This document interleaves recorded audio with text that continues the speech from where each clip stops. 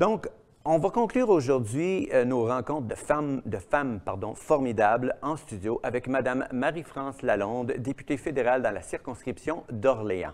Bonjour, Mme Lalonde. Bonjour, bonjour. Ça va bien? Oui. Bien oui, ça va super bien. On est au diapason.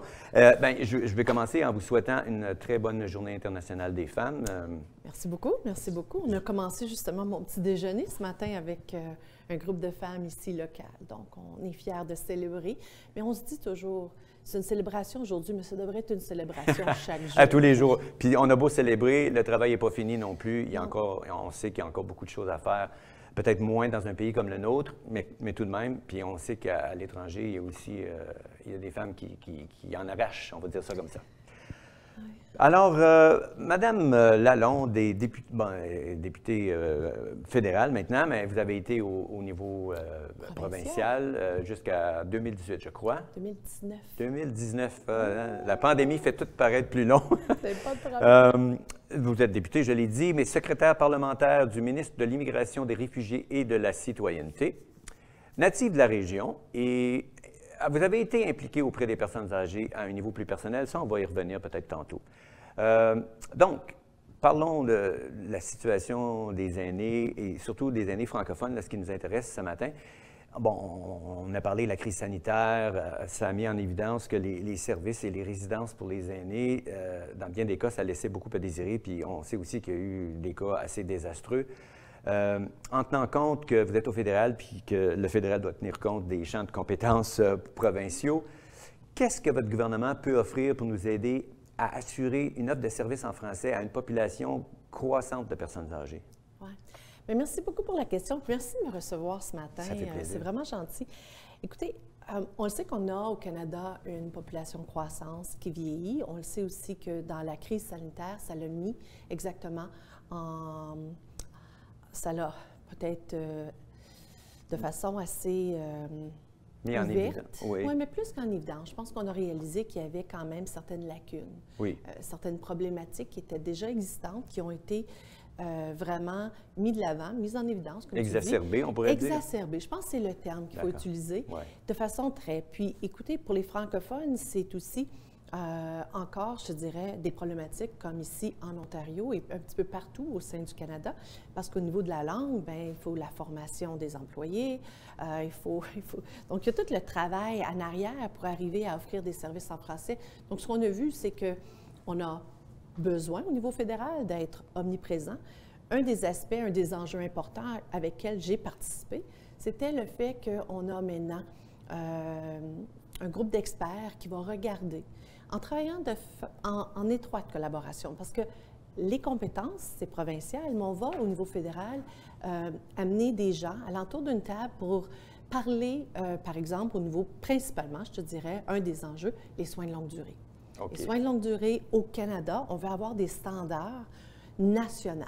Puis, il y a des gens qui me disent, oh, ça va-tu être des standards minimales ou des standards... Écoutez, bonne question. C'est exactement, ça va être la question qui va être posée à la table. Puis, venant pendant 20 ans et en travailler avec les aînés, je pense que c'est très important qu'on arrive à avoir et qu'on rencontre des meilleurs standards. Mais non seulement, et c'est là que j'espère que l'ouverture va se faire, c'est pas seulement pour les soins de longue durée, c'est au niveau de toute la population vieillissante par ici. Comme si on regarde ici à Ottawa, depuis 2007, on fait partie d'une municipalité ville amie qui appelait, avec l'Organisation mondiale de la santé. Ça veut dire quoi? Oui, j'allais vous le demander. Exactement. Donc, il y a eu du travail de fond qui a été fait ici avec la ville, mais au niveau de partout au Canada, au niveau de toutes les municipalités, on devrait continuer ce travail. Par exemple, les autobus. Un autobus, quand tu vieillis, des fois, n'est pas aussi adapté. Bien, ici, à Ottawa, on a été chanceux et privilégiés. Ils ont adapté tous les autobus qui donnent l'accès. Puis on ne parle pas le paratransport, là, on parle des autobus que tu vas prendre, le train léger. Bien, il est adapté, soit avec une chaise roulante ou avec une marchette. Ou si, mettons, j'ai un problème avec mon genou puis j'ai une canne, bien, je peux quand même bouger dans la communauté. Donc, c'est un des enjeux. Mais au niveau fédéral, je te dirais, la grande particularité, ça va être ces standards nationaux qui vont être développés. Très bien. Mais moi, je vous ramène sur la question, parce que, évidemment, quand on était né, mais pour les francophones en situation minoritaire, c'est difficile d'obtenir des services. L'autobus, bon, tout ça, c'est merveilleux, mais ça passe, tu sais, c'est ouvert à tout le monde. Mais si on parle de soins à domicile, si on parle n'importe quoi qui implique la santé puis une communication dans notre langue maternelle, on sait que c'est important, ça a été démontré par des études. Qu'est-ce que le gouvernement fédéral peut faire pour cibler spécifiquement nos aînés francophones, pour s'assurer qu'ils ne tombent pas entre les cracks? Bien, c'est toujours l'offre de services en français au niveau de la modernisation. Bien, nous, notre rôle fédéral, c'est vraiment la loi. La loi sur les langues officielles, oui. C'est le plan d'action. La nouvelle mouture, qui a été, puis exactement, elle vient d'être déposée. Mais il faut regarder historiquement. Depuis 2018, par exemple, il y a un plan d'action qui a été. Puis une partie du plan d'action, c'est vraiment, écoute, c'est 500 millions de dollars de plus pour répondre aux problématiques communautaires, donc aux enjeux des organismes communautaires pour l'offre active, d'avoir plus d'activités, etc. Donc ça, c'est important. Mais je te dirais, pour aller plus loin, c'est de voir comment, lors de nos échanges en collaboration avec les provinces, par rapport au transfert de paiement en soins de santé. Oui.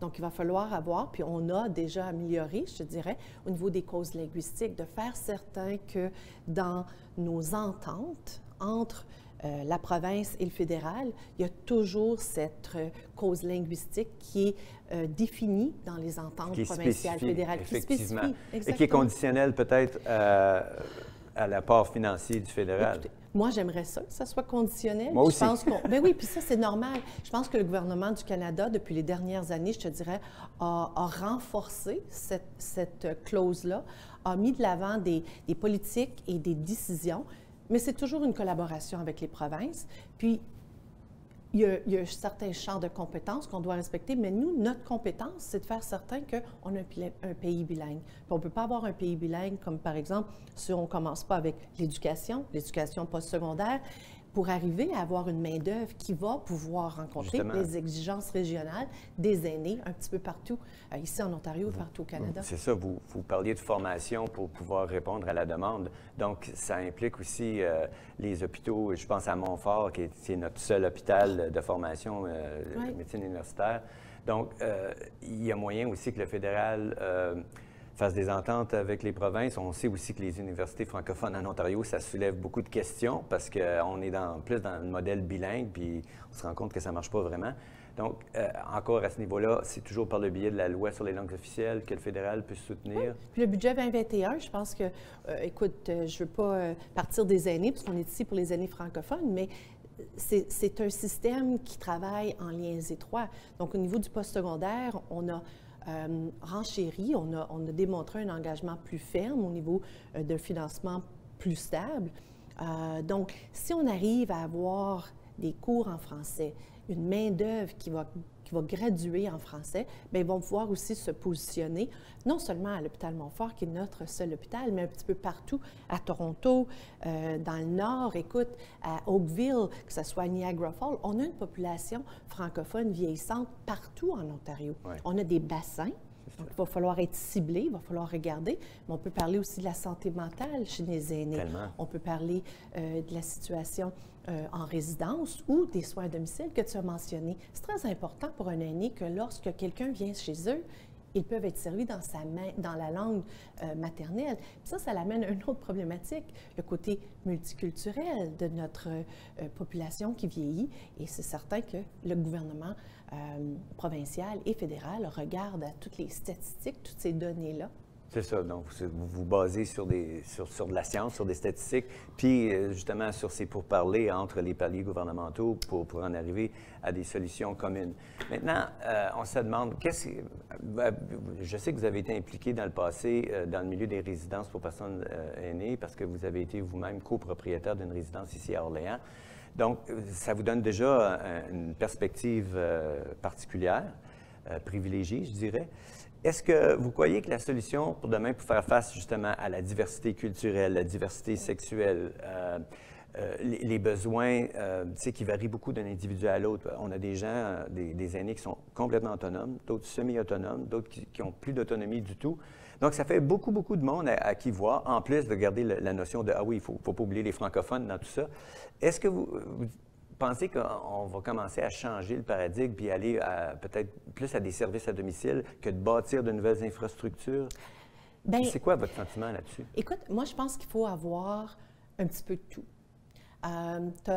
C'est certain que la population qui est vieillissante à 85 ans et plus aujourd'hui a souvent, au niveau des statistiques, quand même des conditions chroniques.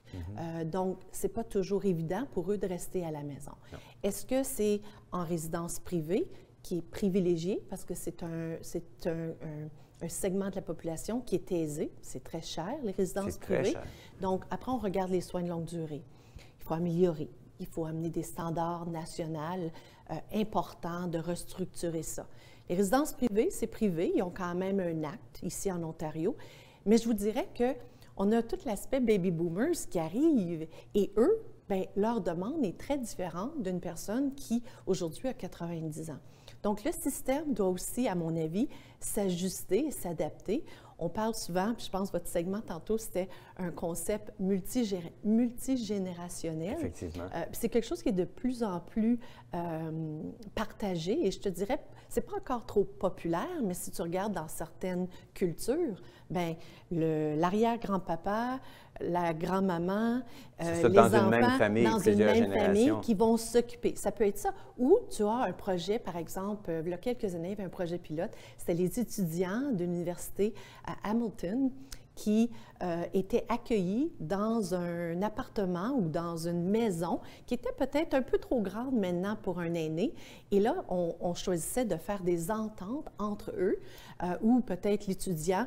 Ce qui est tout à fait ce dont parlait Mme Leroux tantôt. C'est exactement de ça que parlait. C'est un programme qui est inspiré de l'Europe où ça fait une trentaine d'années qu'ils font déjà ça. Donc, c'est ça. On ouvre sur le multigénérationnel, la cohabitation. Mais c'est pas évident. Notre culture est un petit peu différente ici. Il faut penser, nous, au Canada, et je te dirais même en Ontario, puis je te dirais au niveau de la langue, un francophone versus un anglophone, ta culture va être différente par rapport à ce système. Donc, pour moi, c'est important d'écouter. D'écouter de façon attentive ce que nos aînés, notre nouvelle génération, parce que entre toi et moi, peut-être il y a quelques années, quand tu avais 70 ans, on te considérait aîné. Moi, 70 ans, je pense que tu es encore tout jeune. On partage ça. Puis on va devoir active, hein? On va devoir se quitter sur ces sages paroles. Donc, on reste dans l'écoute. Il y a beaucoup de choses à bâtir. On souhaite que les gouvernements de différents paliers continuent de se parler, puis d'avoir des standards canadiens qui peut-être justement nous assureraient qu'on ne soit pas trop dans le minimum, mais de tendre vers l'excellence. 100%. Alors, merci beaucoup du temps que vous nous avez donné. Et puis, je vous quitte en vous disant encore très bonne Journée internationale des femmes. Merci de votre rapport en tant que femme politicienne. Et puis, à bientôt, j'espère. À bientôt et merci beaucoup. Je vous en prie.